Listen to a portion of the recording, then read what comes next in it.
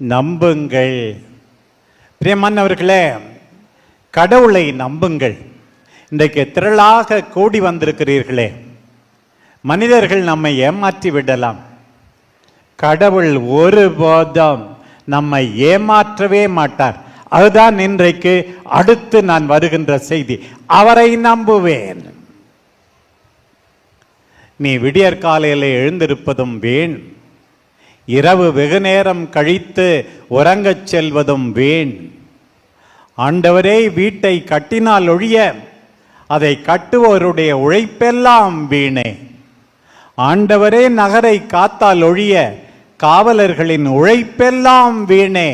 தன்னில் நம்பிக்கை வைப்பவர்களுக்கு ஆண்டவர் தூக்கத்திலும் நன்மை செய்கிறார் என்று திருப்பாடல் 127 நாம் வாசிக்கிறோம். பாருங்கள், ஆண்டவரை நம்புவேன், அவர் என்னை கைவிட மாட்டார், என் பிள்ளைகளை கைவிட மாட்டார், என் குடும்பத்தை கைவிட மாட்டார் என்று இன்றைக்கு மீண்டும் உங்கள் நம்பிக்கையை ஆழப்படுத்திக் கொள்ளுங்கள். நம்புங்கள். பிரியமானவர்களே, கடவுளை நம்புங்கள். இன்றைக்கு திரளாக கூடி வந்திருக்கிறீர்களே, மனிதர்கள் நம்மை ஏமாற்றி விடலாம். கடவுள் ஒருபோதும் நம்மை ஏமாற்றவே மாட்டார். அதுதான் இன்றைக்கு அடுத்து நான் வருகின்ற செய்தி. அவரை நம்புவேன். நீ விடியற்காலையில் எழுந்திருப்பதும் வீண், இரவு வெகு நேரம் கழித்து உறங்கச் செல்வதும் வீண். ஆண்டவரே வீட்டை கட்டினால் ஒழிய அதை கட்டுவோருடைய உழைப்பெல்லாம் வீணே.